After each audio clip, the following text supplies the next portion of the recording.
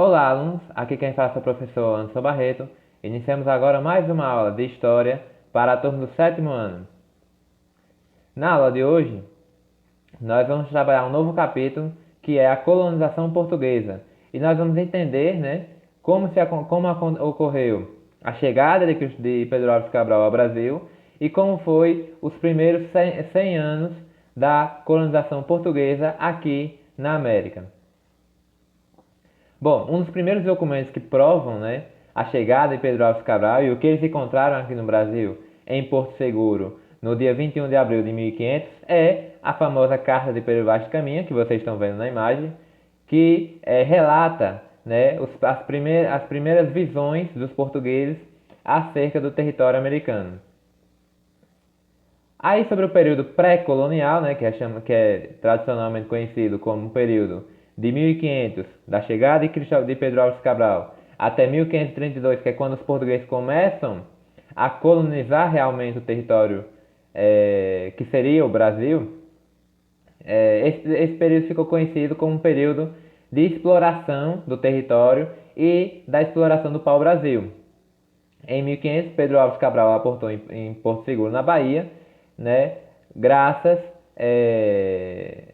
às viagens, das Índias, que, segundo a teoria, ele teria errado o caminho e por conta disso tinha acertado no território brasileiro.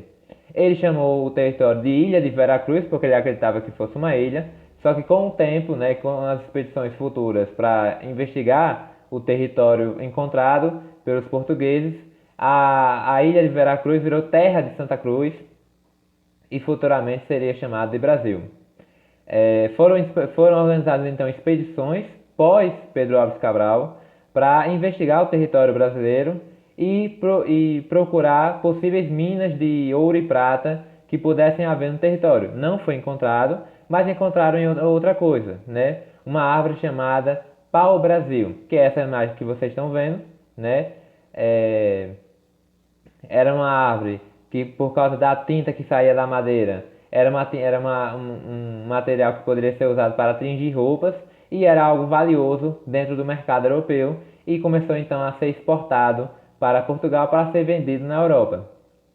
Eles arrancavam as árvores no litoral brasileiro, era uma árvore que era muito presente no litoral brasileiro, desde o Rio Grande do Norte até o Rio de Janeiro, e por conta disso os portugueses começaram então a investir na sua extração. Dentro das explorações, das expedições exploradoras do litoral brasileiro, tivemos algumas importantes. Por exemplo, a de Gaspar de Lemos, em 1501, um ano depois de Pedro Álvares Cabral, tinha uma única função: procurar metais preciosos e especiarias, ouro e prata, e possíveis artigos para serem vendidos na Europa. Não encontrou nenhum dos dois. Expedições de Gonçalo de Coelho, em 1503, o objetivo já era fundar as primeiras feitorias.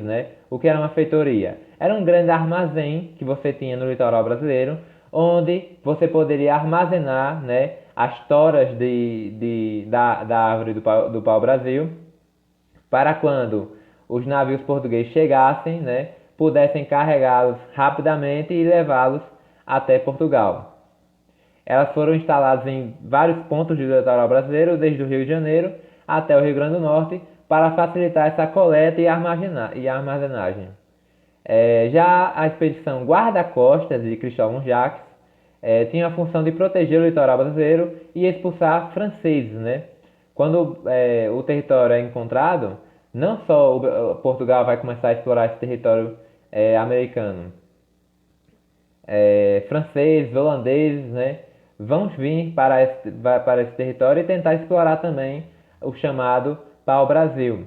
E essas expedições guarda-costas, tinham a função de tentar impedir que outros navios de outros países chegassem à costa brasileira.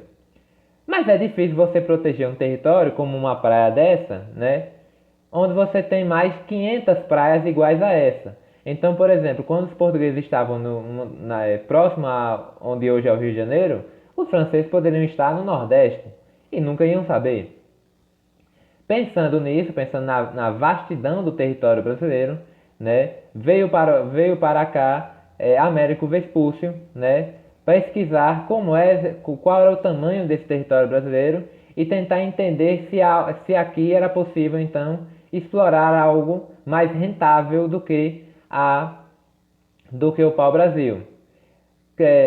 Américo Vespúcio então começou a navegar pela costa brasileira e procurar possíveis metais preciosos, especiarias, algo que pudesse render mais do que a exploração do pau-brasil.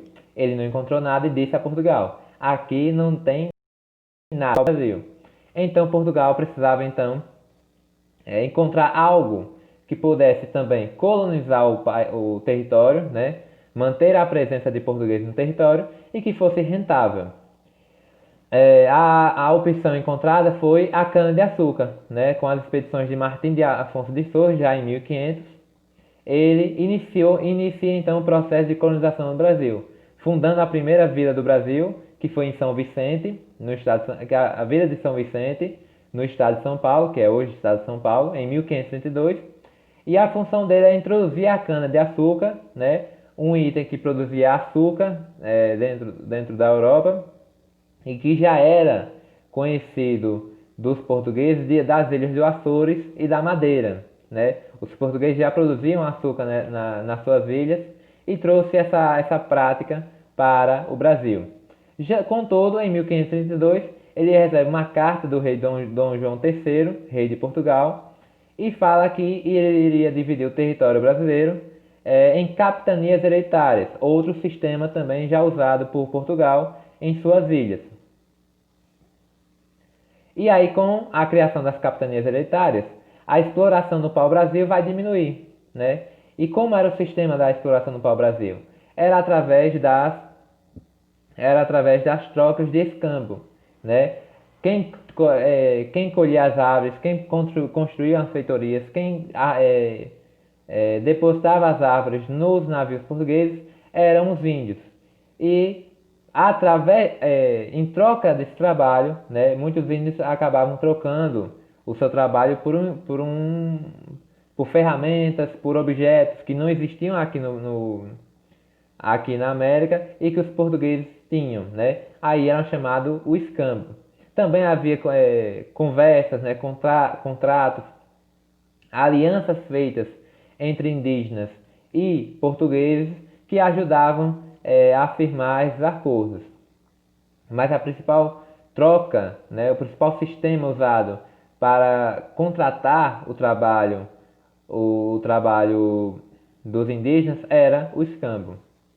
Um fato curioso é que quando Martim Afonso de Souza veio para o Brasil, ele encontrou na Baía de Todos os Santos Diogo Álvares Correia, um português que havia se perdido do seu navio e tinha passado a viver dentro. Ele tinha vindo para o Brasil nas primeiras expedições exploratórias, né? Tinha se perdido da sua tropa e estava vivendo com os indígenas, né? Tinha até sido batizado como um indígena, se chamava Caramuru, pelos indígenas, e era casado e vivia tranquilamente dentro de uma tribo indígena. E ao encontrar os portugueses, ele volta, né? Ao reencontrar os portugueses, ele volta para Portugal. As capitanias hereditárias, então, como vocês devem saber, eram administradas pelos capitães donatários. Normalmente eram nobres da realeza de Portugal, nobres de Portugal, ou grandes comerciantes, né? E que conseguiam e controlavam o território da capitania através da carta de doação, que era um documento assinado pelo rei e que dava a eles direitos sobre aquela terra. Direitos de ocupar e usar aquela terra como quisessem. Mas as terras continuavam sendo do rei de Portugal. Além da carta de doação, Portugal estabeleceu também o foral, que era um documento que dava deveres e direitos aos capitães donatários. Por exemplo, eles podiam doar seis-marias, né, pedaços de terra para outras pessoas, eles podiam fundar vilas, lutar contra os indígenas e uma série de outras medidas. Porém, as capitanias hereditárias não resistiram a problemas internos e externos. Vários foram os problemas, né? Falta de investimento, falta de vontade dos capitães donatários, falta de produtividade da terra na questão da plantação da cana-de-açúcar, porque em todas as capitanias foi implantado a cana-de-açúcar, em alguns lugares não deu certo, outros deram, né? A luta contra os nativos, né? Que em alguns locais os capitães conseguiram manter uma relação amigável, em outros já não foi possível. Então, vários foram os motivos que as capitanias hereditárias não deram certo no Brasil. Só duas deram certo: a de São Vicente e a de Pernambuco. Vocês podem ver no mapa aí, todo mundo conhece esse mapa, mas é uma perguntinha que eu vou deixar para a próxima aula. Vocês conhecem esse mapa das capitanias hereditárias? Ele é um pouco diferente. Em que ele é diferente? Nós vamos entender mais para frente. Já sobre os governos gerais, né, com o não sucesso das capitanias hereditárias, Portugal tenta outro método para proteger o seu território, porque também, com as capitanias dando errado, o território não estava sendo protegido em toda a sua extensão. Então ele pensa: vou centralizar o poder. Eu separei, eu dividi o poder entre capitães donatários, agora eu vou reuni-lo de novo com os governos gerais. O governador geral, então, agora, poderia controlar todo o território brasileiro, através de um documento chamado Regimento, né, e que dava a ele poderes de fundar cidades, como a cidade de Salvador, que foi fundada pelo primeiro governador geral do Brasil, escravizar indígenas, fundar Seis Marias e etc. Dentro do governo dos governadores gerais, ele criou três poderes: o ouvidor-mor, né, que cuidava dos impostos; o provedor-mor e o capitão-mor. O capitão-mor protegia o litoral brasileiro de possíveis ataques de invasores; o provedor cuidava dos impostos e das finanças; e o ouvidor-mor cuidava da justiça e das aplicações legais que pudessem ocorrer dentro do território nacional. Mas a principal função do governo geral era implementar e fazer funcionar a produção e o cultivo da cana-de-açúcar no Brasil, tentando criar uma renda, né, um lucro para a coroa portuguesa. Dentro dos governadores gerais, o primeiro foi Tomás de Souza, que começou a estimular a vinda dos jesuítas, né, que foram importantes para a catequização dos índios, né, para trazer os índios para a cultura dos europeus e, com isso, poder ter com eles uma ajuda para o trabalho nas lavouras da cana-de-açúcar. Também foi no governo Tomás de Souza que foi implantado a cana-de-açúcar em outros territórios do Brasil, e a escravização dos negros trazidos da África começou a ser usada também pelo governo Tomás de Souza. Duarte da Costa estimulou a vinda de mulheres portuguesas para se casarem no Brasil, né, para que elas viessem para a América e construíssem famílias e construir uma população dentro do território português, que até aquele momento, até 1550, só era basicamente os capitães donatários, escravos, indígenas e outros pequenos comerciantes que estavam aqui no Brasil. Não havia uma população vivendo ainda na América Portuguesa, e ele tentou apoiar esse movimento para que uma população fosse construída aqui na América. Mendes Sá, o último governador dessa leva de governadores gerais, ele começou então a expulsão dos franceses em 1560. Nesse período de 1540 a 1560, a França ela conseguiu conquistar e ocupar o território que hoje é o Rio de Janeiro, né? E ela chamou esse território de França Antártica. E no governo de Mendes Sá, né, os franceses ocupam um território no governo de Duarte da Costa. O Duarte não consegue expulsar os franceses, e aí vem Mendes Sá, né, e consegue então a vitória contra os franceses, e eles conseguem então expulsar os franceses do território brasileiro. Contudo, né, quando o Manissá derrota os franceses e volta para Salvador, que era a capital até então do governo geral, a Salvador recém-inaugurada, ele espera por seu substituto, o novo governador geral, só que esse governador é morto na vinda para o Brasil, né, pelos navios franceses.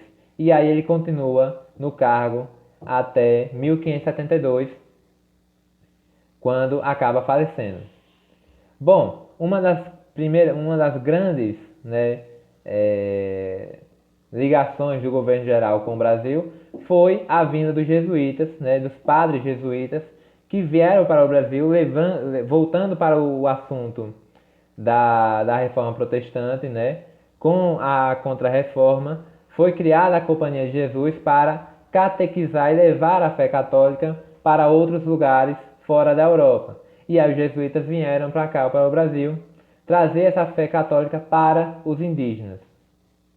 Bom, pessoal, essa é a aula de hoje, uma aula rápida sobre a colonização do Brasil. Até a próxima aula. É o grande e era